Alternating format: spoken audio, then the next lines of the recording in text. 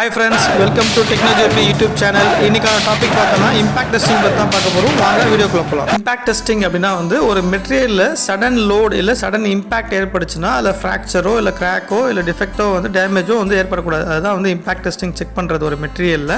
So resistance to hardness and toughness ductility அதெல்லாம் check பண்ணுறது தான் இம்பாக்ட். ஃபார் எக்ஸாம்பிள் இந்த டைட்டானிக் ஷிப் அந்த ஐஸ்பர்க்கில் மோதி இந்த கிராக் டெவலப் ஆகி ஷிப் மோதிச்சு பார்த்தீங்களா, அது மாதிரி ஆகக்கூடாதுன்றதுக்காக தான் நம்ம டெஸ்டிங் பண்ணுறது. டைப் ஆஃப் இம்பாக்ட் டெஸ்டிங் பார்த்துடலாம். இதில் சார்பி இம்பாக்ட் டெஸ்ட் இருக்குது, Izod impact test, drop rate impact test, high velocity impact test. Charpy impact test பற்றி பார்த்துடலாம். இந்த ப்ரெசன்டேஷன் ஃபுல்லாக பாருங்கள். பிடிச்சிருந்தா லைக் பண்ணுங்கள், ஷேர் பண்ணுங்கள், சப்ஸ்கிரைப் பண்ணுங்கள். சரி வாங்க சார்பி இம்பாக்ட் டெஸ்ட்னா என்னன்னு பார்க்கலாம். சார்பி இம்பாக்ட் டெஸ்ட் அப்படின்றது ஒரு டெஸ்ட் எக்யூப்மெண்ட்டு. அதில் டெஸ்ட் ஸ்பெசிமென் ஹரிசாண்டலாக வச்சுட்டு என்ன டெம்பரேச்சர் வேணுமோ, அதாவது -29 101 டிகிரி இல்லை 196 டிகிரி வேணுமோ அதை டிப் பண்ணிவிட்டு சொல்யூஷனில் பாத்தில் டிப் பண்ணிவிட்டு தென் டெஸ்ட் பண்ணுவாங்க. ஒரு பெண்டுலம் வச்சு ஸ்ட்ரைக் பண்ணும்போது என்ன வேல்யூ என்ன எனர்ஜி வருதோ அதுதான் ஜூல்ஸு. ஸோ அதுதான் யூனிட்டு ஜூல்ஸு. இதை 3 ஸ்பெசிமென் இல்லை 5 ஸ்பெசிமென் செக் பண்ணுவாங்க. ஸோ மினிமம் ஜூல்ஸும் இருக்குது, ஆவரேஜ் ஜூல்ஸும் இருக்குது. இதோட ஸ்டாண்டர்டு ASTM A370 ISO 148-1. இப்போ இந்த இம்பாக்ட் டெஸ்டிங் எதுக்கு செக் பண்ணுவாங்கன்னா, எந்த மாதிரி மெட்டீரியலுக்கு லோ டெம்பரேச்சர் சர்வீஸ் அந்த மாதிரி இடத்துல யூஸ் பண்ணும்போது இந்த ஹிமாலயன் ரீஜன், சீஷோரு அந்த மாதிரி ரீஜனில் யூஸ் பண்ணுறது தான் அந்த இம்பாக்ட் டெஸ்டிங் டெஸ்ட் பண்ணுவாங்க அந்த மெட்டீரியலில்.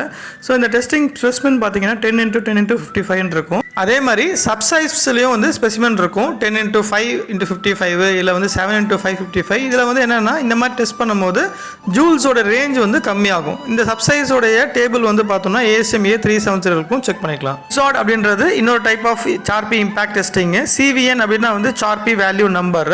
இந்த ஐசாட் எதுக்கு பார்ப்பாங்கன்னா, இந்த மாதிரி செராமிக்ஸ் மெட்டீரியல்ஸ், வெல்டிங் அந்த PQR பண்ணுவாங்களா அந்த மாதிரி மெட்டீரியல்ஸ்லாம் ஐசாட் செக் பண்ணுவாங்க.